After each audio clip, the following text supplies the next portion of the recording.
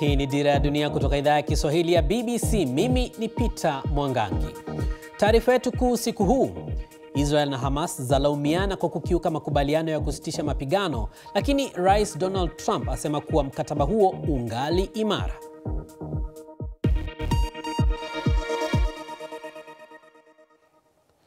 Tunaanzia Mashariki ya Kati. Rais wa Marekani Donald Trump amesisitiza kuwa makubaliano ya kusitisha mapigano Gaza bado yapo na hayajavunjwa. Hii ni kufuatia ghasia zilizoibuka wikendi hii ambapo Israel na Hamas walishutumiana kwa kuvunja mkataba huo. Usafirishaji wa misaada unaendelea kupitia barabara ya mpaka wa Rafah kati ya Misri na Gaza. Israel imesema imeanza utekelezaji upya wa usitishaji wa mapigano baada ya kufanya mashambulizi ya anga yaliyosababisha vifo vya zaidi ya watu 40 kwa mujibu wa maafisa wa afya huko Gaza.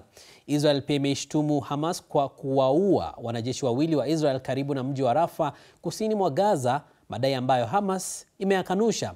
Taarifa ya mwandishi wa BBC Lucy Williamson inaripotiwa na Sarafina Robi. Siku 9 za amani, ghafla hili.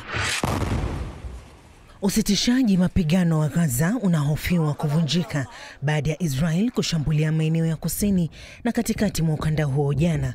Israel ikijitetea kuwa mashambulizi hayo yalikuwa ni kujibu mashambulizi ya Hamas dhidi ya wanajeshi wake.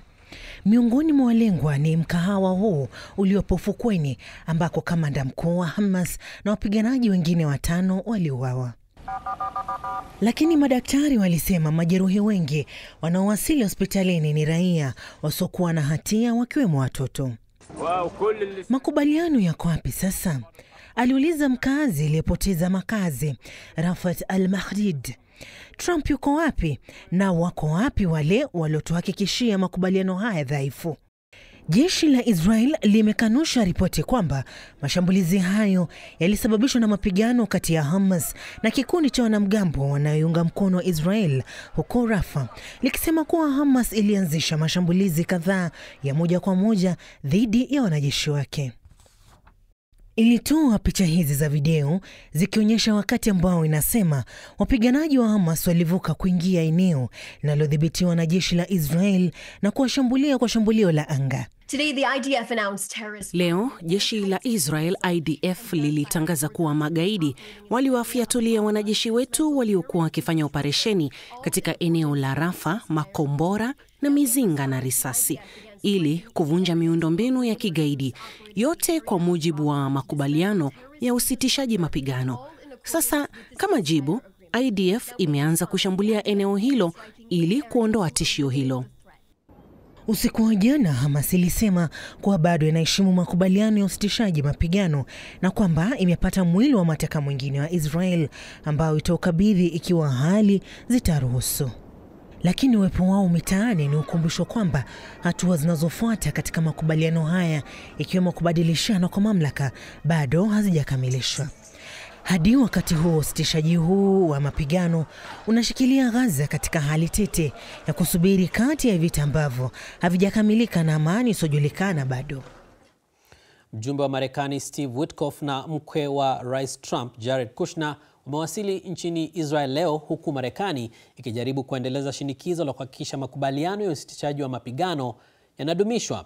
Na sasa, ili kufahamu zaidi, tunaungana mubashara na mchambuzi wa masuala ya Mashariki ya Kati Ibrahim Rahbi akiwa katika studio zetu za Dar es Salaam. Rahbi, karibu sana. Mashambulizi haya ya hivi punde yataathiri kwa kiasi gani mpango huu wa kusitisha mapigano? Shukrani bwana Mwangangi. Athari tayari imekwisha kuonekana na imejenga wasiwasi ambao tayari umeenea. Tunaona usitishaji wa siku 9 tayari karibu watu 100 wamekwisha kuuawa, na sababu ni zile zile ambazo tumekuwa nazo nyuma kwenye makubaliano. Kwa takwimu ya haraka inaonyesha kuwa Israeli imekiuka makubaliano zaidi ya mara 85 katika kipindi cha siku 9 zilizopita. Lakini unaona kuwa ni kama Marekani bado inatamani ili ibaki pale pale kushikilia kuwa haya makubaliano yako hai kwa kauli ya Trump, lakini imetuma ujumbe haraka. Jared Kushner amekwenda mkwewe, lakini pia tunamuona Steve Witkoff anaelekea huku makamu wa rais JD Vance naye akielekea huko katika kulazimisha kile kitokee. Shida kubwa tumekuwa nayo ni kuwa kama nilivyozungumza kipindi cha nyuma kuwa je, ni makubaliano ambayo yanamweka nani kumtazama nani? Maanake tunapokea taarifa za Israel kushambuliwa na Hamas, yaani haikupaswa tupokee taarifa kutoka kwa IDF, ilitakiwa tupokee taarifa kutoka mashirika ya kimataifa ambayo yanatazama nani ni mchokozi na nani kavuka wapi, lakini leo tunapokea taarifa ya upande mmoja. Na umezungumzia huo ujumbe wa Rais Trump. Je, unadhani utakuwa na mafanikio gani? Utaweza kutuliza hali labda? Kiasi inawezekana kutuliza, lakini kama awali nilivyozungumza kuwa kunahitaji shinikizo kubwa sana, kwa sababu kuna mapenzi mawili au matatu katika hili. Kuna baadhi ya nchi za Kiarabu ambazo zinataka utulivu, ambazo zilisimamia makubaliano, ikiwemo Qatar, Misri na nchi kama Uturuki zimekuwa zikisimamia makubaliano. Lakini kuna nchi ambazo zilijiweka pembeni na huenda chini kwa chini zimekuwa zikihamasisha Hamas imalizwe, ambazo zipo nchi za Kiarabu. Lakini kuna kile ambacho Trump anakitamani kuwa ni kupata heshima ambayo anataka kuijenga. Lakini katika kujenga heshima yake Trump kumekuwa ni kuangusha heshima ya Netanyahu, ambayo mjadala wa kisiasa wa ndani pia ni athari kwake, na hilo tunaliona linatokea. Ndio maana unaona kuwa msuguano wa ndani, mawaziri wa mrengo wa kulia wanamlazimisha sasa Netanyahu rudi kwenye vita, na hali ya kuwa hata yeye pia anataka hilo, kwa sababu utulivu wowote wa ndani hauna ishara yoyote nzuri kwa Netanyahu na serikali yake.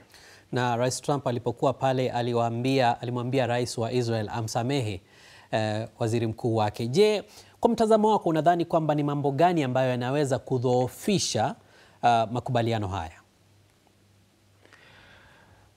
Nadhani kauli hiyo ya Trump pia ilikuwa ni kauli ambayo imerudi mara ya pili ya kuomba rais amsamehe, lakini awali wakati Netanyahu alipomtembelea kule ofisi ya Oval pia aliagiza serikali ya Israel kuiomba ifute mashtaka.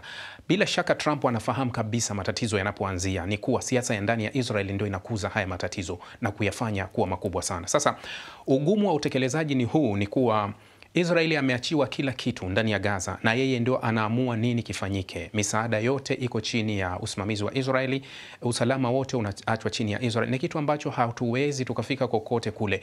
Nadhani Trump anatakiwa kuvuka mbele zaidi, kuangalia kuwa vile vikosi vya kimataifa ambavyo vilitajwa kuwa huenda vingeenda ndio vilipaswa kuwa vya awali kabisa kabla hata ya haya mengine kutokea. Lakini kwa njia yoyote itavyokuwa, kutatokea usitishaji ambao una ukiukwaji mkubwa zaidi kama tunavyoshuhudia. Na kwa kifupi kabisa, unadhani awamu ya pili ya mpango wa amani Gaza itakuwaje sasa? Tunaweza tukapata awamu ya pili ambayo itakuwa kama hii ya kwanza, ambayo inakuwa na kusuasua kwingi, kwa sababu presha kubwa ni ya Marekani ambayo anaisukuma katika hili. Ukiangalia katika interview aliyoifanya Jared na mwenzake Steve Witkoff, walizungumza kuwa makubaliano haya yalitokea kutokana na shambulizi la Israel kule Qatar. Manake kuna shinikizo kutoka kwa nchi ambazo zinaipa chochote Marekani, halafu kuna shinikizo kutoka kwa nchi ambayo ni mshirika Israel. Kwa hiyo Marekani anashindwa kujigawa, kwa sababu Trump anahesabu muda wake na sera yake ya Make America Great Again inazidi kupotea, hali ya kuwa muda unakwenda na anayempoteza ni Israel. Kwa hiyo Marekani anajaribu kurudisha njia iweze kukaa sawa, aweze kutimiza baadhi ya vitu, huku akiepusha mizozo pamoja na mshirika wake Israeli. Na asante sana Ibrahim Rahbi, na mahojiano hayo ndiyo yanayotukamilishia taarifa yetu kuu usiku huu.